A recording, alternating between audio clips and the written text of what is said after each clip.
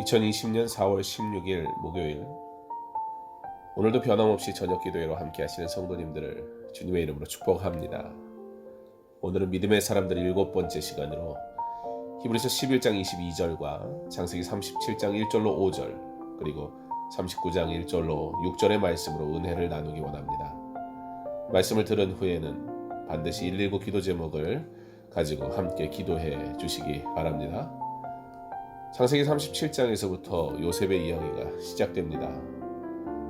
당시 요셉의 나이 17세의 소년으로 그는 형들과 양을 치는 일을 하며 야곱의 그늘 아래 살았습니다. 요셉은 위대한 하나님의 사람이었으나 성경은 야곱의 그늘 아래에 있던 요셉을 소개하면서 이스라엘이 하나님의 언약 백성됨을 강조하고 요셉의 삶의 여정이 자신의 꿈을 성취한 위대한 청년 이야기가 아니라 요셉을 통한 하나님의 뜻의 성취를 말하고 있는 것입니다.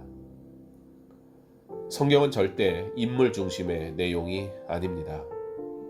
그렇기에 우리는 꿈의 사람 요셉이 그가 꾼대로 이룬 삶을 보고자 하는 것이 아니라 하나님이 요셉을 통하여 일하시려는 계획과 그로 인해 꿈꾸게 하심으로 꿈 가운데 하나님의 뜻을 순종하며 걸어갔던 하나님의 일하심에 대해 보는 것입니다.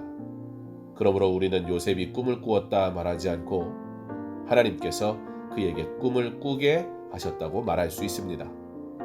사랑하는 성도 여러분, 내 꿈을 꾸고 그것을 이루어 달라고 기도하는 우리가 아니라 더 큰 꿈, 위대한 꿈, 바로 하나님의 꿈을 꾸기를 기도하고 그 꿈 꾸고 그 꿈이 이루어지는 현장에서 사용받는 복된 하나님의 사람 되시기를 축원합니다. 그러니 우리의 꿈은 차원이 다른 꿈입니다. 우리의 꿈이 이루어지는 것은 실로 놀라운 일이 일어나는 것입니다. 성령이 충만하여 하나님의 꿈을 꾼 수많은 신앙의 선배들의 삶은 그래서 간증거리가 있고 놀라운 일들이 고백되어지는 것입니다. 그리고 이 모든 것이 하나님이 하셨다고 겸손해서가 아니라 당연히 고백되어지는 것입니다. 꿈을 주시는 이가 하나님이심을 알았던 요셉은 하나님이 자기를 향한 계획을 가지고 있다는 사실을 확신했습니다. 그리고 그 꿈이 반드시 이루어짐을 믿음으로 한 평생을 살았습니다. 그 믿음이 그 엄청난 시련과 고난과 유혹을 이기며 연단을 받았고 그렇기에 누구를 원망하지 아니하고 미워하지 아니하며 언제 어디서나 자신이 서 있는 곳에 코람되어 하나님 앞에서는 신전은식 사상을 가지고 살았던 것입니다.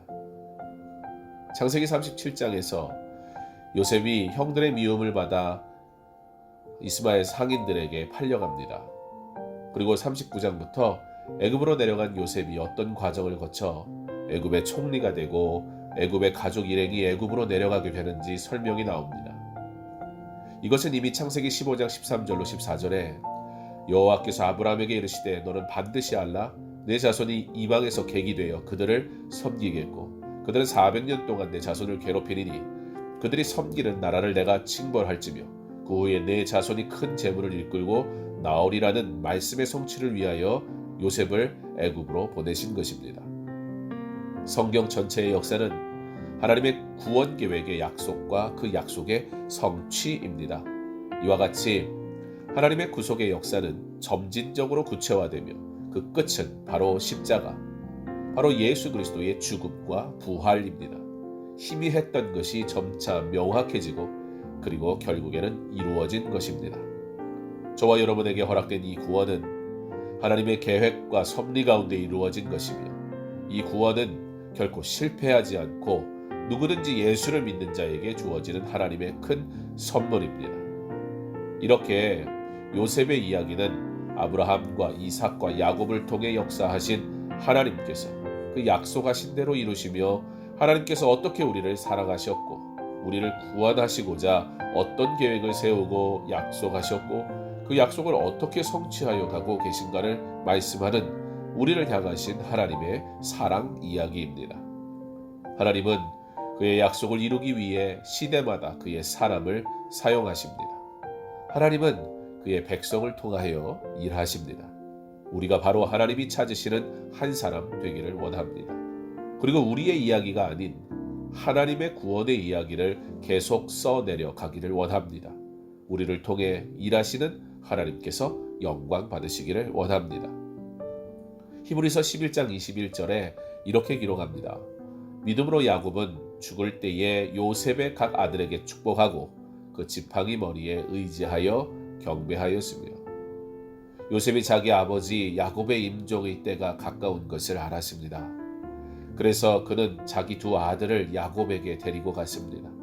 이 두 아들은 애굽에서 태어났기 때문에 하나님의 축복에 대하여 잘 모릅니다.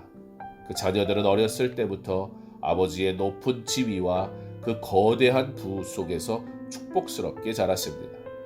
요셉은 그가 어릴 때 사랑을 받았고 좋은 것을 누렸습니다. 이후 총리가 되어 더 좋은 것과 높은 것을 받았고 누리며 살았습니다. 요셉의 삶에 역경이 있었으나 그럼에도 불구하고 그의 삶은 인간이 말하는 모든 축복을 다 누린 삶이었습니다. 물질의 풍족함 뿐만이 아니었습니다. 사람들의 존경과 좋은 평판을 얻었고 지혜도 있었습니다. 인간적으로 이렇게 축복받아도 되는 걸까 하는 정도로 축복을 받았습니다. 그런데 그는 그렇게 생각하지 않았습니다. 눈에 보이는 것이 축복의 전부가 아니라는 것을 알았습니다. 축복의 집합체의 삶을 살았던 요셉은 두 아들에게 그들의 할아버지 야곱을 통해 진정한 축복, 바로 하나님의 축복을 받게 하였습니다. 우리가 누리는 이 모든 것이 축복이 아니라 살아계신 하나님 그분이 바로 축복이다. 그분을 만나는 것이 축복이고 그분과 교제하는 것이 축복이다. 그분의 놀라운 임재와 그분과 함께하는 삶을 누려라. 내 사랑하는 두 아들들아, 그 하나님이 너희 할아버지가 믿었던 하나님일 뿐 아니라 아버지의 하나님이시다. 요셉은 이와 같이 가르치며 아버지 야곱에게 두 아들을 축복해 주기를 원했던 것입니다. 예수를 믿는 성도의 가장 위대한 특권은 우리의 소유나 우리의 환경이나 우리의 여건이 아닙니다. 그러나 바로 지금 주님 앞에 나와 예배하는 이 예배가 큰 특권이요, 기도가 큰 특권이요, 삶의 모든 것이 하나님과 동행할 때 이미 우리는 놀라운 특권을 받은 축복받은 자인 것입니다. 환경과 여건은 우리의 행복을 결정하지 못합니다. 그러나 그리스도인은 아무것도 없는데 행복합니다. 왜 그렇습니까? 아무것도 갖지 못한 자 같으나 모든 것을 가졌기 때문입니다. 사람들에게 멸시받는 것 같으나 진실로 하나님의 인정을 받는 자이기 때문입니다. 요셉이 그러했습니다. 한때는 가장 사랑받는 아들이었고, 그러나 종살이를 하고 누명을 쓰고 감옥에 갇히고, 그러나 그는 여전히 하나님을 찬양하였습니다. 범죄치 않으려고 믿음을 지키려고 노력하였습니다. 왜냐하면 그에게는 하나님이 주신 꿈이 있었기 때문입니다. 그리고 하나님께서 그를 통해 그 꿈을 이루십니다. 다시 부를 누립니다. 세상의 모든 영광을 차지합니다. 그러나 그것에 연연하지 않고 그것 때문에 범죄하지 않습니다. 그러나 오직 하나님의 축복만 바라봅니다. 자녀들도 하나님의 축복을 누리기를 간구합니다. 그리고 그들을 축복합니다. 히브리서 기자는 요셉의 어떠한 화려함도 기록하지 않고 다음과 같이 믿음으로 요셉은 임종시에 이스라엘 자손들을 떠날 것을 말하고 또 자기 뼈를 위하여 명하였으며 라고 기록합니다. 그의 소유가 그의 기쁨도 축복도 아니었습니다. 가진 것이 있다면 그것은 모두 하나님의 영광을 위해 하나님의 뜻을 위해 이루기 위한 도구였을 뿐입니다. 그에게는 미련이 없었습니다. 그러나 약속하신 대로 이루실 것을 믿음으로 이스라엘 자손이 떠날 것을 명할 뿐입니다. 사랑하는 성도 여러분, 환경이 우리로 그의 자녀됨을 포기하게 만들 수 없습니다. 우리는 이미 그의 자녀됨으로 인하여 최고의 축복을 받은 자입니다. 우리의 연약함을 아시고 우리를 끝까지 인도하시는 하나님을 신뢰하십시오. 그리고 그의 꿈을 꾸며 달려가기 바랍니다. 하나님께서 저와 여러분을 통해 일하실 것입니다. 축복하실 것입니다. 그리고 영광 받으실 줄 믿습니다. 신실하신 하나님께서 승리케 하심을 믿음으로 낙심하지 말고 하나님을 바라보시기 바랍니다. 오히려 찬양하기 바랍니다. 하나님께서 저와 여러분을 그리고 우리의 가정을 믿음의 가문으로 축복하시고 지키시고 그의 꿈을 이룰 복된 도구로 사용하실 것입니다. 부족한 우리의 인생에 감사하고 자랑할 것은 바로 이것 하나뿐입니다. 그러나 이것은 전부입니다. 우리의 모든 가정이 이와 같은 믿음의 가문되어 참 축복을 누리며 살아가시기를 주님의 이름으로 축원합니다.